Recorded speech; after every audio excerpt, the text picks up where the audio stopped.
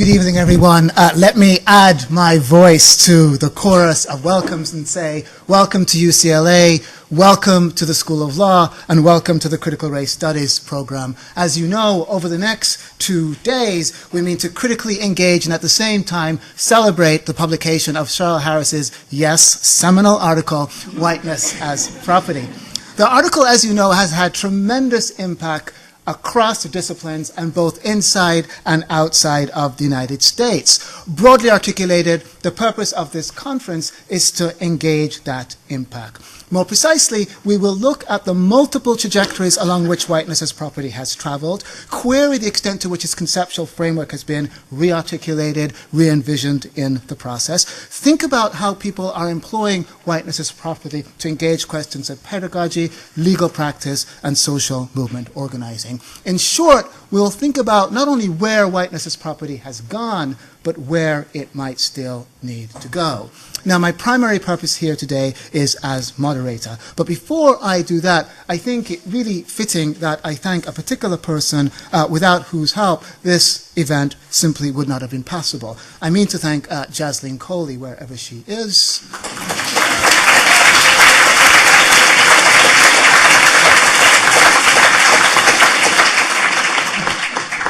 She is an intellectual, an administrator, a mentor. She is everything you might want in a colleague and a friend, and her work was absolutely crucial to ensuring this particular event.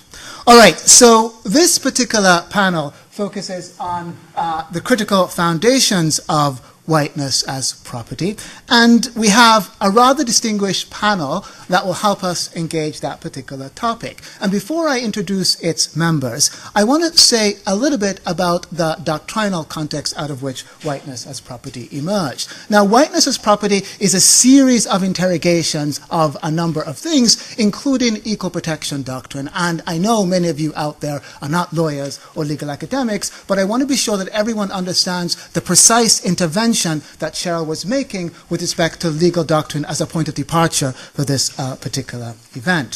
So Cheryl's engagement with legal doctrine starts with equal protection. And in order to understand equal protection, it's worth thinking about the equal protection, the 14th Amendment's Equal Protection Clause, which provides that no state shall deny to any person the equal protection of the laws. And the question becomes, what exactly does that mean? And I want you to pay particular attention because there will be a civil rights test somewhere in the middle of this, and I really do expect you to participate. So the basic idea is this. At any particular moment when the state acts, it's vulnerable to the charge that it is violating an individual or a group's equal protection rights. The court determines whether or not that particular argument, that an equal protection has been violated, by engaging in standard of review. And there are 3 standard of reviews about which we might be concerned. So the 3 standard of reviews, as every law student know, is rational basis, intermediate scrutiny, and strict scrutiny. Things are slightly more complicated than this, but you'll indulge this simplistic articulation. Rational basis simply means, is there a rational basis for the governmental action? That's the question the court asks to determine whether or not the governmental conduct is constitutional. Intermediate scrutiny means, is there a pretty good reason for the governmental conduct? If there's a pretty good reason, then it's okay. And strict scrutiny means, do you have a compelling reason for the governmental conduct? And are the means chosen to effectuate that interest very carefully drawn? So here's the questions that I want to pose. Question 1, let's stipulate that the government today says, we're going to intern everyone of Muslim descent. We're doing this as a prophylactic against terrorism, right? That's the hypothetical. You might say, well, that's not a hypothetical, that's the real deal. So let's say that's the hypothetical. My question to you is, which one of these standards of review do you want? Rational basis, intermediate scrutiny, or strict scrutiny? Which one do you want? Anyone want rational basis? Intermediate scrutiny? Strict scrutiny? All right, you all want strict scrutiny. Let's shift the frame. And now imagine that the government says, we're going to mandate that every single state institution put in place an affirmative action policy as a prophylactic against ongoing racial inequality, as a prophylactic against implicit, explicit biases and the like. That's what the government is now doing. The question again is, which one of these do you want? Which one do you want? Do you want strict scrutiny? No. You don't want strict scrutiny. Do you want intermediate scrutiny? What do you want? You picky people. So the fact that you selected one choice for the governmental conduct with respect to Muslim and another reflects precisely the debate about racial consciousness in the context of equal protection law, which is to say you were drawing a distinction between invidious discrimination on the one hand and remedial uses of race on the other. Now, the courts have suggested that that distinction doesn't really matter, and this is a particular issue that Cheryl takes up in the context of thinking about a case that we love to both love and hate, which is Barkey.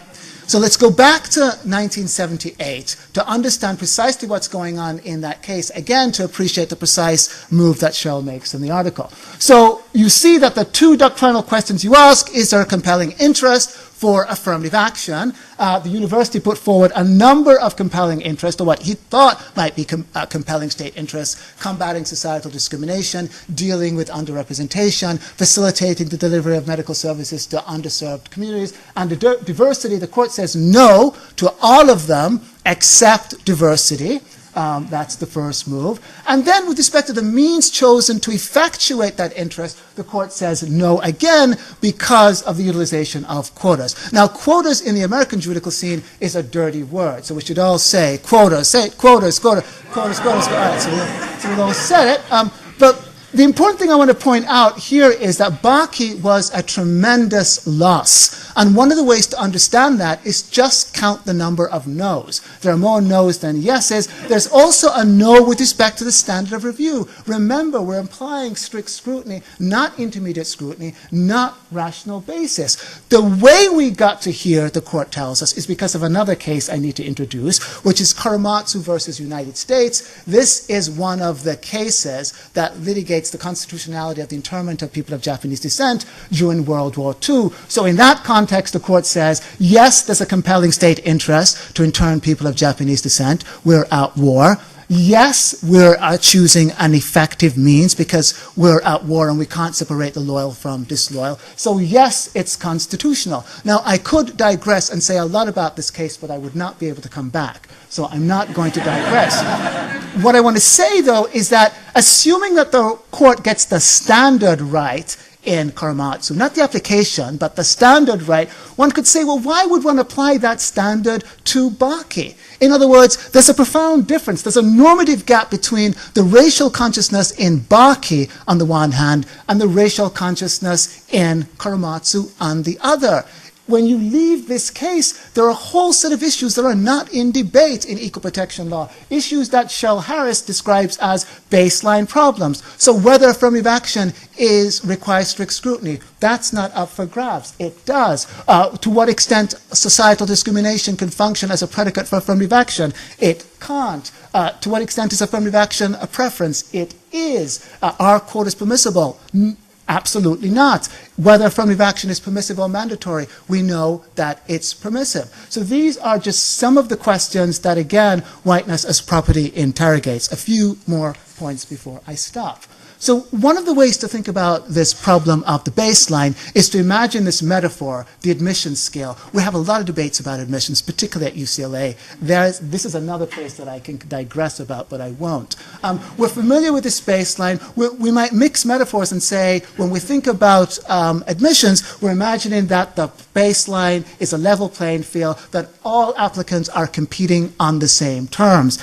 Enter the thumb of affirmative action.